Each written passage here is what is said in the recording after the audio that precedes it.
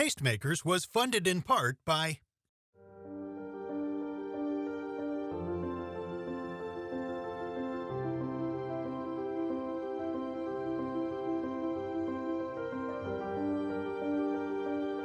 In the hands of those who take pride in what they do, something unique can be created. Edward Jones is proud to support the craftspeople who define the maker movement.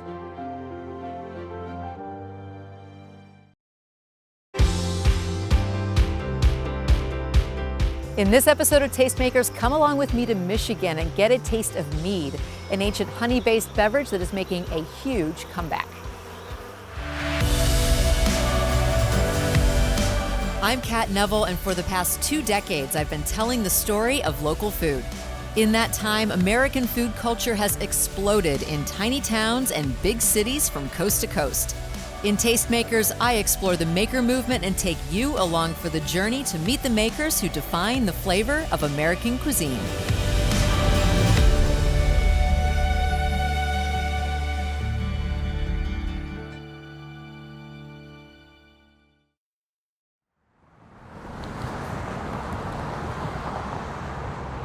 The history of mead dates back to 7000 BC in China, where it was fermented with rice and fruit. From the ancient Romans to medieval monks, mead has been made everywhere that honeybees have thrived, and modern mead makers create the beverage in a range of styles. Here at Bløm Meadworks in Michigan, they're incorporating local fruit, herbs, and hops.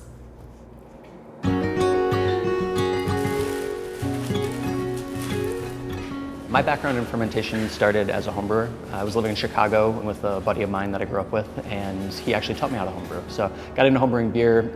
Fast forward a few years later, he approached me and asked me if I was interested in starting a brewery with them. I got my footing there, had a great mentor who helped me really understand the difference between commercial and homebrewing. And then from there, we grew the business. Eventually, I had to step back because of a gluten allergy. I knew I wanted to stay in fermentation, and my wife and I grew up here in Michigan, and we wanted to be closer to family, so we moved back to Michigan. Lauren, her passion is local food systems, and we decided at that point to join forces. And so she came on board and we decided to start a business together, and I wanted to be in fermentation and she wanted to be in local food systems, so we decided to build these careers for each other. I think choosing to do the meadery together was kind of this natural intersection of where we both wanted to go. Matt really liked, kind of creative recipes and playing with things. He loves reading and studying and kind of like pushing the envelope a little bit. And I wanted to stay in local food sourcing and food advocacy. So with Mead, it was pretty clear out the gates that we would be able to source all of our ingredients from Michigan. And so that just felt like this really natural combination. When people walk in the door, we're usually having an introductory conversation about mead. Mead, by definition, is honey wine, but what we do is a little different than traditional mead in that traditional meads generally are higher in alcohol. You're looking at 12, 14, 18% alcohol, and we bring that alcohol content down more to like 4 to 6% alcohol. Most of our stuff leans to the dry side, and we carbonate everything we make. All the meads that we sell are session style. When we say session mead, we're talking about how it finishes on the palate and then also how you function on it. So you can hang out and have more than one and still walk out and be comfortable. Most of the people who walk through our front door don't know what mead is. And then beyond that, if they do know what mead is, they probably haven't had a session mead, especially one like ours.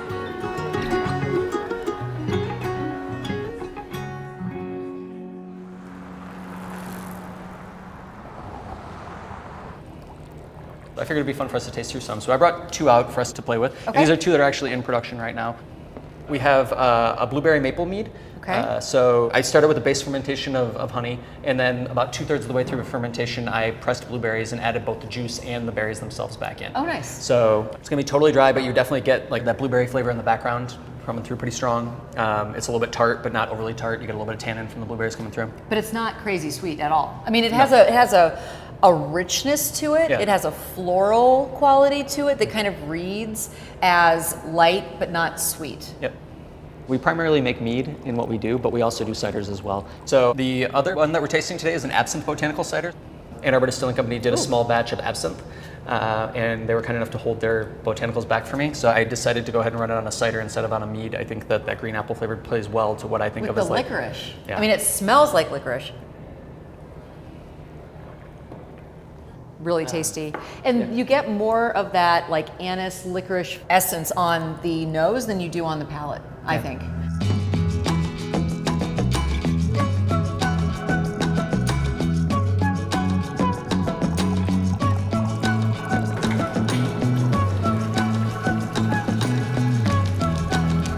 In a very simple sense, when you make mead, you're mixing honey with water and you're adding yeast and you're fermenting it. So as I'm filling the tank with water, I'm also pumping honey in while this circulation is happening. So as the water comes in, it's mixing with honey, and then I'm drawing off samples as it's filling to check the sugar content until I hit my desired sugar.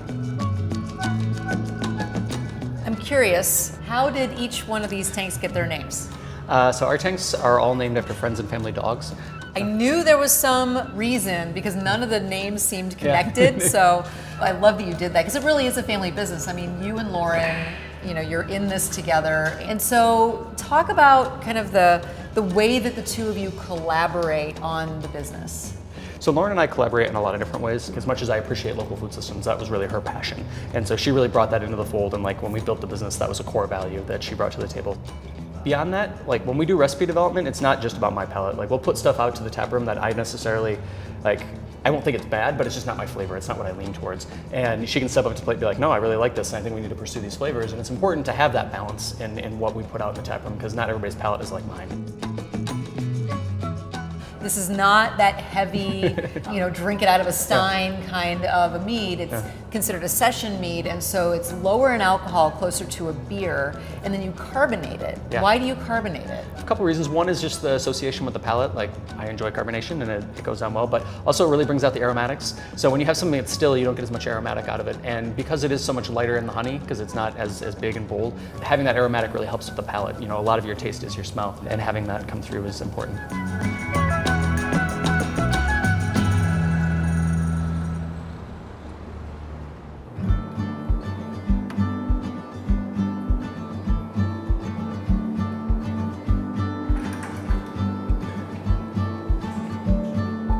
So we use raw honey here in everything we make. By having that unfiltered and unprocessed honey, we really get a lot more flavor from it. And when we actually make our mead, we keep the temperature really low to try and keep a lot of those pollens and a lot of the natural flavor elements that are present in the raw honey into the finished product. Bløm Meadworks sources its honey from a number of apiaries across the state of Michigan, including here at these hives at the Great Lakes Bee Company.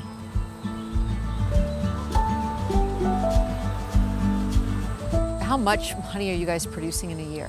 Jeff manages all the hives, and he can usually get 100, 150 barrels. A barrel is about 600 pounds of honey. Yeah. It's a lot. Yeah, it's a lot.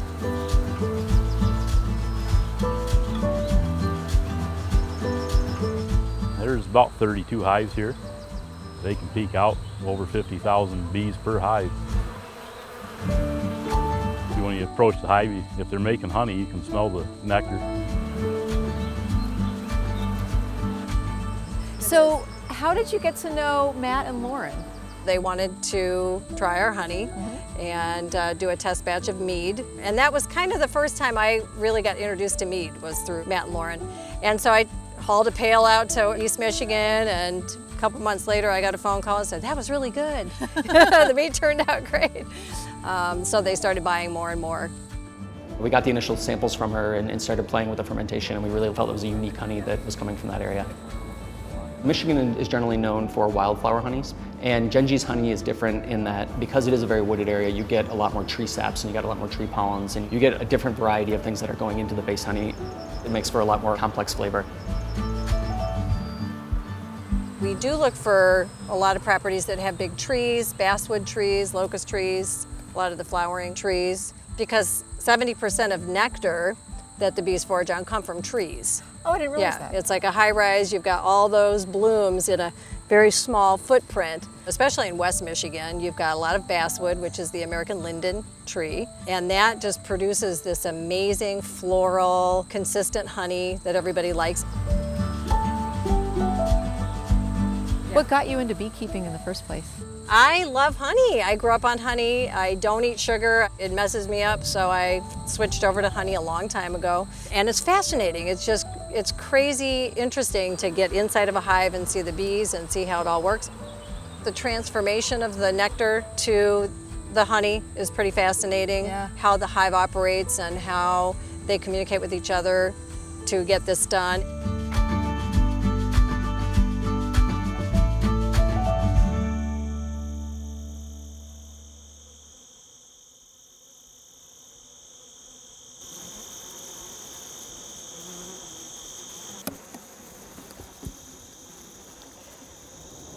Megan Milbrath is a beekeeper, and she's kind of known in the area as the bee expert of Michigan, just kind of like the bee whisperer. She's an entomologist who's working with Michigan State Extension, and several people recommended her to us when we were thinking about where we wanted to source our honey from. When Lauren and I were starting the business, we knew we needed to learn a lot about bees and what was happening, and we were worried about, would there be honey supply in 2 years or 3 years or 4 years? Are we going down a dead-end road here trying to create mead if we're going to run out of honey? So we wanted to do a lot of research and understand as much as we could about bees and what was happening. Megan helped us learn about what the apiaries in Michigan are going through. You've heard about colony collapse disorder, all the threats to the bees. What is going on with bees? Yeah, so scientists agree that it's not just one thing, but a lot of threats and stresses coming from multiple places. And we talk about the big Ps, so pests, parasites, poor nutrition, and pesticides, and they kind of all work together. So we have a lot of pests and parasites that are new to our honeybees. So our honeybees are not native to the United States. And once we started shipping things around the world, we started to bring in what we call emerging infectious diseases or pathogens that are new for them. The diseases are definitely a huge problem. And then we have issues with poor nutrition, which is just really loss of flowers on the landscape, and then pesticides. And they do work together because when you're weakened by one, you're more susceptible to the others. Just like a person. Exactly, it's the same thing. You have environmental threats from all over and then mixed with poor nutrition. And a lot of my fall is dedicated, late summer, all year, is dedicated to disease management. That's one part that's made it a lot more work. So let's talk about all the different kinds of bee, because obviously, the honeybee is the kind of the star, but there are so many different kinds. Yes. So in Michigan, we have about 460. In the US, it's about 3,000, or in North America, it's about 5,000.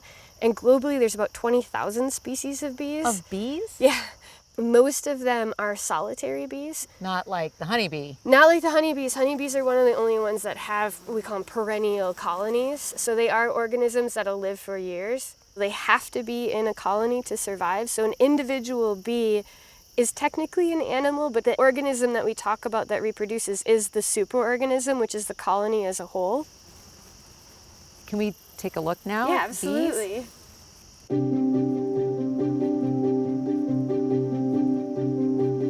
So explain why the smoke works with the bees to calm them down. It redirects their attention, and then it also blocks their alarm pheromone. So the bees do a lot of their signaling through chemical signaling. And if I were to pinch one of them or to pop the hive too much, they're gonna start alarming.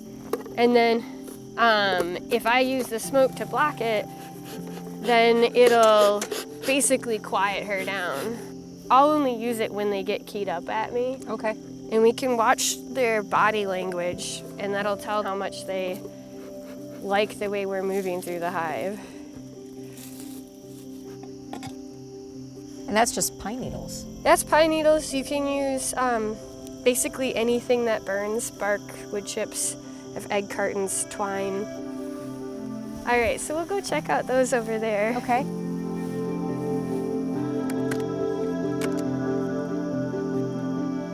If I were to just stick my hand in there, that's when they would come out at me because they're on guarding behavior. I mean, you can see like some of them will probably follow my finger. But usually when I see a bunch of their faces like this, you just do a little bit of smoke and then they turn around and go find something Yeah, they sure do. better to do besides sting me. When it's capped like this, it's called honey because it's been dried down, but all of this open stuff is nectar that's still getting dried. And it's amazing, how do they build the comb itself? So the bees that are a little bit younger will produce wax out of their wax glands, which are all along their abdomen, and they'll produce it in these little tiny flakes, and then they'll take and they'll chew the flakes and they'll form the comb. But that process takes an enormous amount of energy. They have to go through a lot of food in order to actually make the comb. So some of these bees are bigger and fluffier. That's a drone, yeah. So these are the male bees, the drones. He's young, which is why he can't really fly that much. Oh, wow. And he's got this huge thorax and huge eyes. And he has that because his only job in life would be to catch females. And he can't sting, he doesn't have a stinger. He can't sting, he doesn't have the capacity. And then all of these on here are all workers. So those are all the females? Yep, these are all females.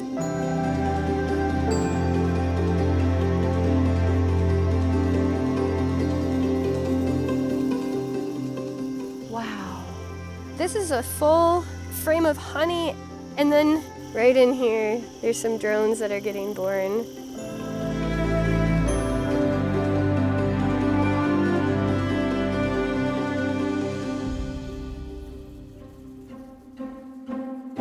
Bees are amazing little creatures.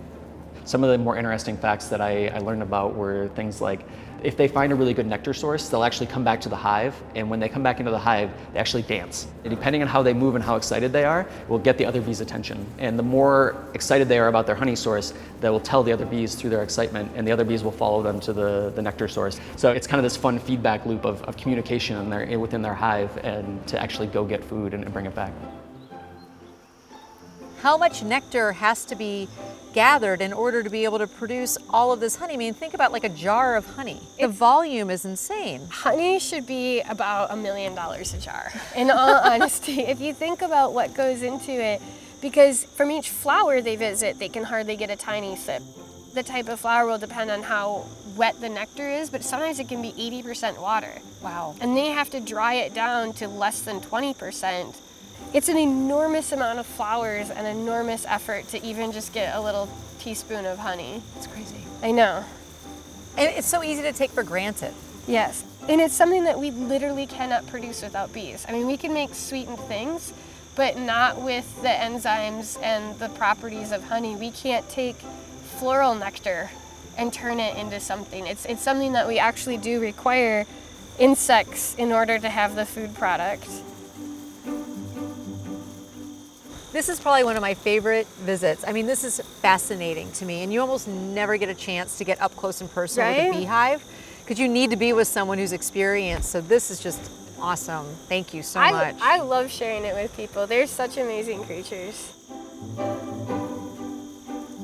Look at that guy. You can keep him. My pet bee. It's a lot of fun as an agricultural product to have that direct agricultural connection to what the bees are doing in the field, and then bringing it back into the hive and then turning that into the mead.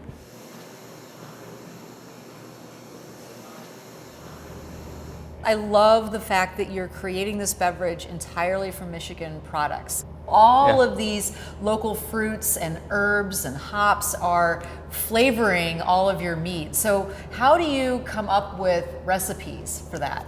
So like the craft beer industry takes a flavor profile and targets it and then builds something towards it. Whereas with us limiting our supply chain, we've really focused on how do we take what's available to us and try and make something out of it.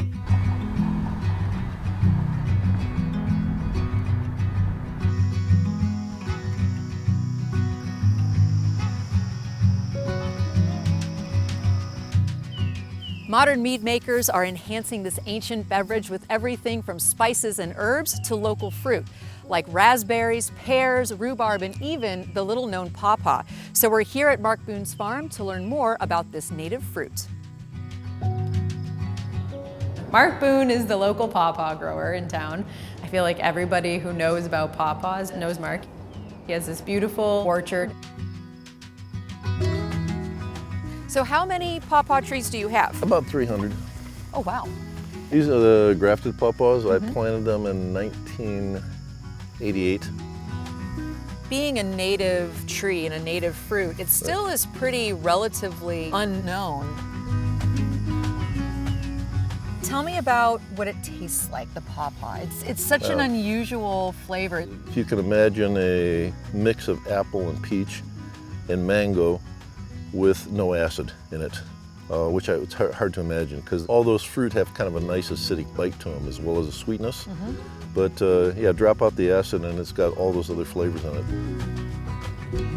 A pawpaw to me tastes like something that shouldn't grow in Michigan, but it does. It is native to this area. We're kind of at the northernmost edge of where the pawpaws grow, but it's sweet and tropical, and the texture is kind of custardy. So we kind of press it by hand, and then we small batch ferment mead with it and just kind of let it naturally sour with the kind of yeast and bacteria that's on the skins of those pawpaws.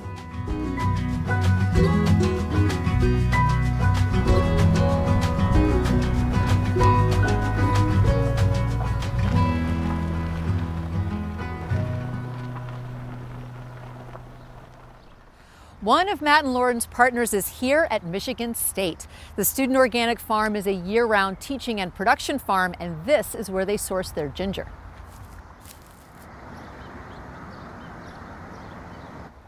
So I'm standing here inside of this really awesome hoop house at Michigan State with Daniel. He is the student project manager at the Student Organic Farm.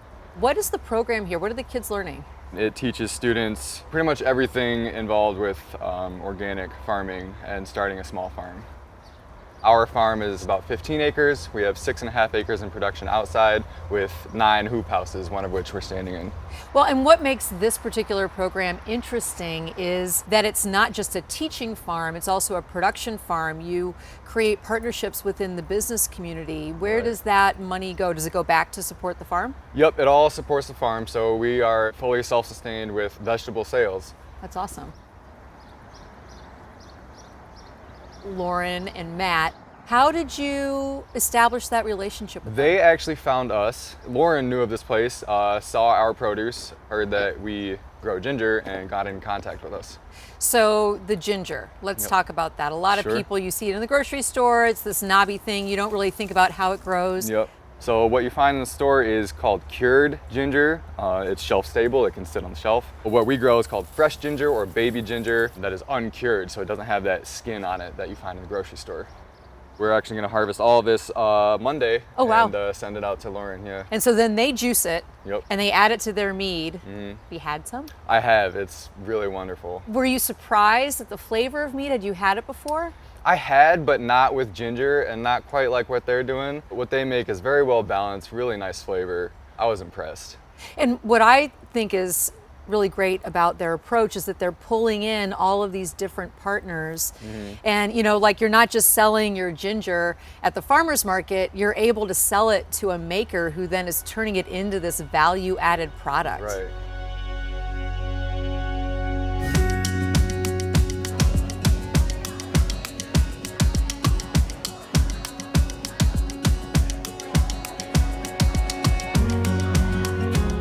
So what is your favorite part of this process? What I really enjoy is getting in front of the customers and watching them react to it, and how many people are really surprised by what we do, and seeing them come through the door, either not knowing about mead or having a different association with mead and walking out with a great experience. And I think that just initially getting that feel of looking around and they're like, okay, like there's something different happening here. And then we usually just put something in front of them. Let them taste it, let them see what it is for themselves. It's a way to open up people's minds to what kind of this movement is all about. I mean, it's not just sitting down for a beverage that you've made. It really opens up the opportunity to tell the story of Genji, who is sourcing your honey, or Mark, who's growing these incredible pawpaws.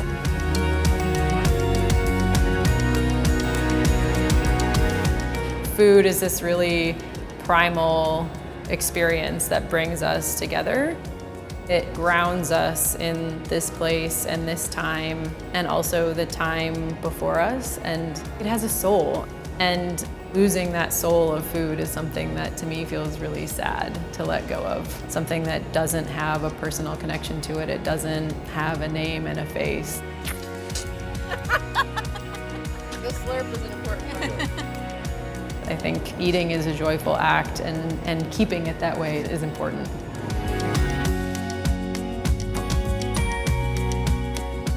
From buzzing hive to a cocktail glass, mead is the perfect way to celebrate the industrious, invaluable honeybee.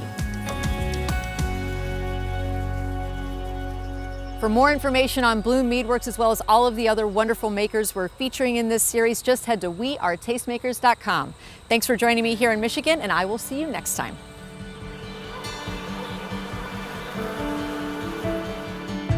Connect with us online at wearetastemakers.com or through social media on these handles.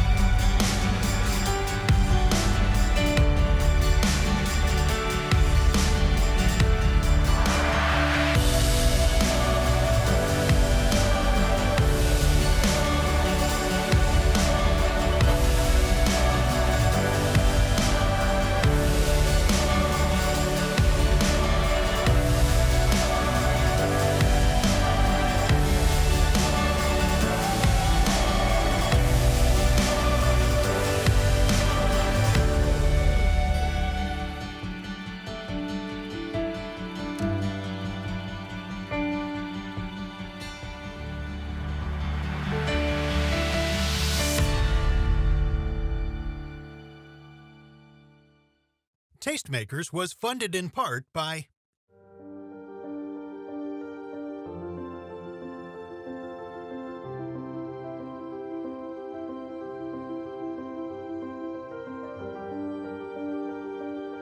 In the hands of those who take pride in what they do, something unique can be created.